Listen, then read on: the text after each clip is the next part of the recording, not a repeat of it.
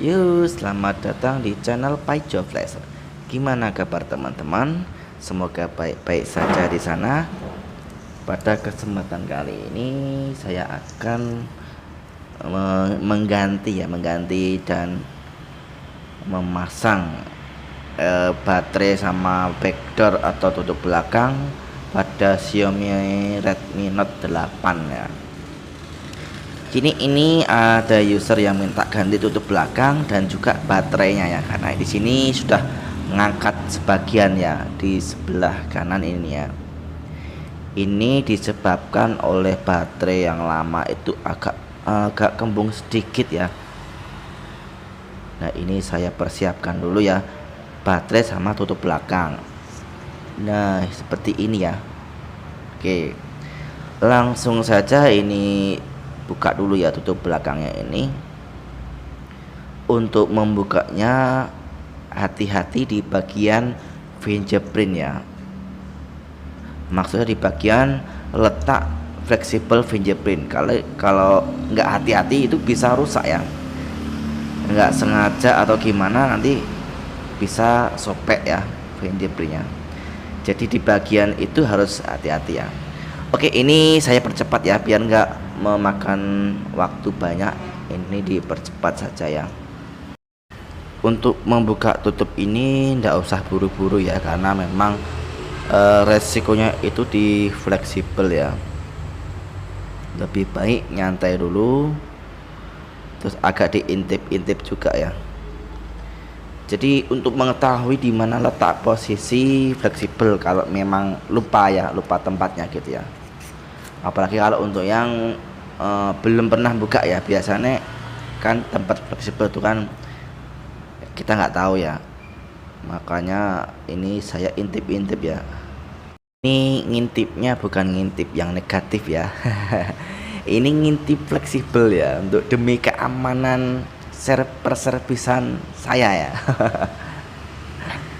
Oke, ini sebelumnya minta maaf ya, ini dipercepat dan juga banyak yang dipotong ya, karena memang bagian-bagian yang membuka itu lama ya, jadi harap maklum kalau dipotong-potong ya. Untuk membuka baterai juga harus hati-hati. Kalau bisa sih sediakan alat yang memang khusus untuk membuka baterai ya. Di sini saya menggunakan open tool yang besi, jadi itu enggak terlalu enggak terlalu tajam. Kemudian dibasahi sedikit thinner ya, karena kalau open tool itu tajam itu bisa melukai baterai, bisa meledak atau bisa kebakar ya. Ini saya penggang terus saya kasih thinner, kemudian digosok-gosok ya biar aman ya. Kalau dipaksa nanti juga bisa pecah LCD-nya ya. Yang penting hati-hati, kalem aja ya. Tuh sudah ya, masih meninggalkan sedikit lem ya. Kemudian ini saya bersihkan ya bekas lem bawaan, jadi muter ya di frame-nya itu ya, dibersihkan. Karena kalau nggak dibersihkan ketika kita tutup yang baru itu nanti pasti nggak rapi ya, pasti ada kayak ini ya, ganjalan-ganjalan kecil itu ya, menyebabkan permukaan nggak rata ya. Ini menggunakan pinset ya. Terus kemudian ini copot dulu untuk fingerprint yang di casing lama ya, copot dulu, jangan memakai cutter ya. Saya menggunakan bekas ini ya, kayak mika tipis ya. Ini saya peroleh dari anti gores ya. Anti gores biasanya ada ini ya, pelapis kayak gini ya. Kemudian kasih thinner dikit ya, gosok-gosok, terus tekan-tekan dikit ya. Tuh bisa kan. Jadi tidak disarankan menggunakan cutter ya untuk membukanya, karena kalau cutter itu kan tajam, kalau meleset kena fleksibel pasti sobek ya. Ini sebelum dipasang ya, nanti bakal saya ukur dulu ya untuk apa namanya, tutupnya tuh ya, pas apa enggaknya itu ya. Nah lanjut ya, ini kemudian sebelum memasang baterai ya, ini kan ada bekas putih-putih itu ya, lem bawaan ya, bersihkan dulu ya. Jadi biar permukaan di baterai, di permukaan baterai atau di bawah baterai itu juga mulus atau rata ya. Kalau ada ganjilan dikit nanti baterainya pun juga ngangkat sedikit ya, walaupun itu berapa mili atau berapa senti ya. Kalau senti itu kebanyakannya, berapa mili maksudnya gitu ya.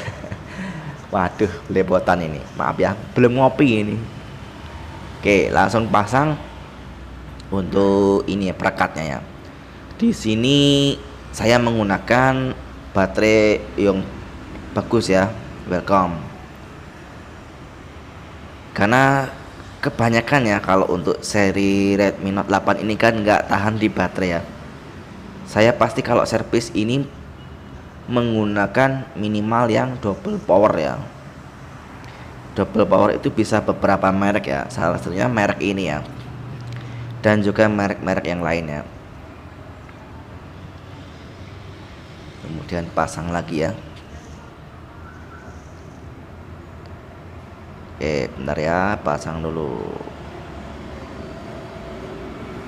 Sip ya. Oke. Nah, ini sebelum dipasang nanti kita ukur dulu ya, kita tes ya. Sebelum dipasang jangan dilem dulu ya. Jadi kita tempelkan dulu ya. Tempelkan dulu ke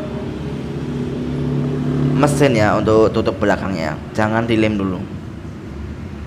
Karena kalau memang nggak pas itu kan tutupnya bisa ditukar ya, biar lebih aman seperti itu ya. Nah ini saya potong lagi ya biar cepet ya. Oke, kemudian tes dulu ya, ini posisi nggak dilem ya. Nah kita lihat-lihat dulu ya untuk presisinya gimana ya, oke apa enggak ya. Di sini kan kelihatan ya, kalau dia nggak rata berarti permukaan di frame itu masih ada beberapa lem yang belum dibersihkan gitu ya. Jadi untuk ini saya sarankan ya, kalau memang benar-benar pengen hasil yang bagus atau rapi ya, untuk pemasangan tutup belakang ini harus benar-benar bersih di permukaan frame-nya tuh ya, middle frame tuh ya. Jangan sampai ada lem yang masih sisa ya, karena pengaruhnya itu di setelah pemasangan ya, hasilnya tuh pasti nggak rata ya. Ini kemudian saya tutup, pasang dulu ya fingerprint ya. Ini kasih lem dikit ya, kasih lem dikit, karena kalau nggak dilem itu goyang-goyang ya, pasti goyang-goyang ini tuh. Lemnya itu kira-kira ya sedikit saja ya, jangan terlalu banyak, dikira-kira saja. Oke, kemudian pasang ya.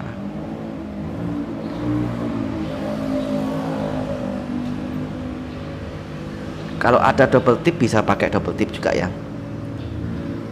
nggak harus pakai lem touchscreen ya. Kemudian ini dipasin ya, dipaskan atau dipresisikan ya.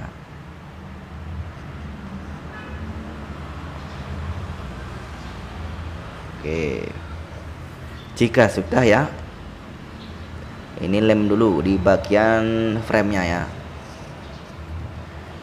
Untuk lemnya ini juga dikira-kira ya teman-teman, jangan terlalu banyak dan juga jangan terlalu dikit. Di bagian atas terutama di dekat kamera itu hati-hati ya, karena kalau kebanyakan itu bisa masuk ke situ ya. Dikira-kira saja.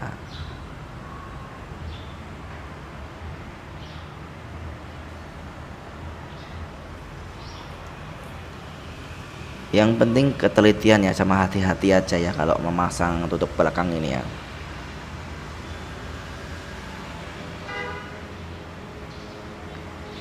Kemudian pasang fingerprintnya ya, jangan lupa dipasang ya.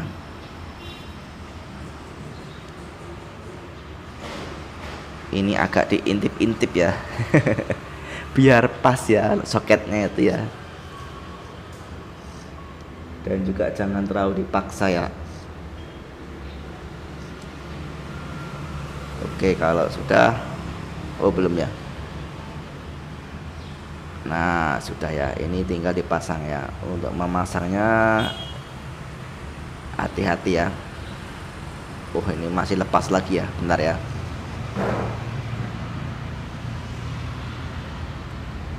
Nah agak susah ya masang fingerprint ini ya, karena posisi yang atas itu baru dilem, dan juga di frame juga ada lem ya.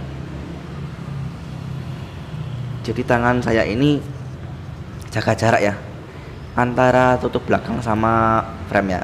Kalau kena tangan nanti lengket ya, lemnya kemana-mana. Nah sudah ya. Oke, pasin dulu di bagian atas ya, kemudian tahan pakai jempol ya, lalu ikuti dari atas ke bawah ya. Oke, dikira-kira ya, dipasin ya, kalau memang kurang pas tinggal dipasin. Ini langsung saya pakai double tip, bukan double tip ya, isolasi kecil ya.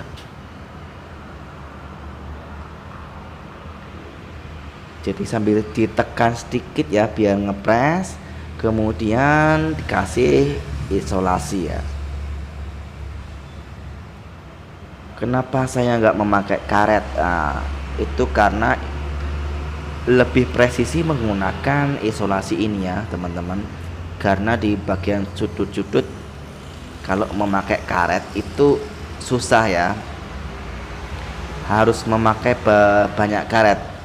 Tapi kalau isolasi ini enak ya, semua sudut pasti dapat ya, pasti kena, dan juga untuk hasilnya lebih presisi ya, lebih ngepres, lebih rapat ya. Karena saya dulu pernah juga pakai karet itu enggak ini ya, ada yang kena ada yang enggak ya. Dan juga itu beresiko sama LCD ya, kalau karetnya kencang itu nanti resikonya bisa pecah LCD-nya. Lebih aman pakai isolasi seperti ini ya.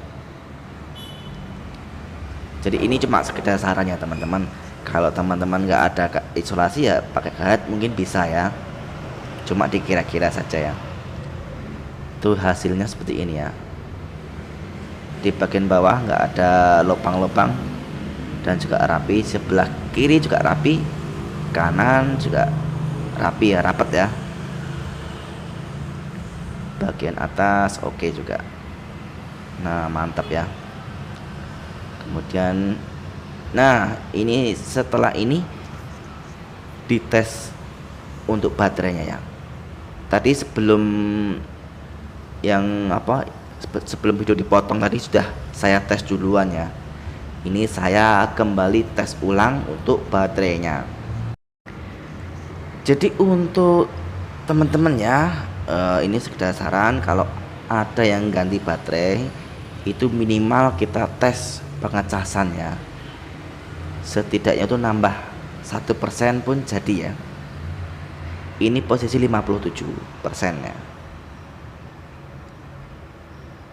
Kemudian kita cas, lalu tunggu ya, minimal nambah 1%, berarti itu semua oke ya. Dalam segi baterai oke, terus di pengecasan oke, dan juga konektor cas oke ya. Berarti nggak ada masalah kalau nambah 1% ya. Dalam waktu nggak lama ya. Tapi kalau terlalu lama itu mungkin ada masalah lain ya. Bisa di IC cas juga, bisa di baterai ya. Jadi kira-kira ya kalau ngetes baterai ini untuk pengecasannya mungkin sekitar 5 menit atau paling lama 10 menit ya kalau untuk 1% ya. Coba kita lihat lagi ya, nambah enggak. tadi 57% ya. Coba tes ulang. Oh, nambah ya. Berarti ini nggak ada masalah ya di dalam penggantian baterai. Oke, cukup sekian ya untuk video kali ini. Semoga bermanfaat untuk teman-teman semua. Jangan lupa like, subscribe, dan komentarnya ya teman-teman, agar saya tambah semangat ya untuk membuat konten-konten baru. Sampai jumpa di video berikutnya. Salam Paice.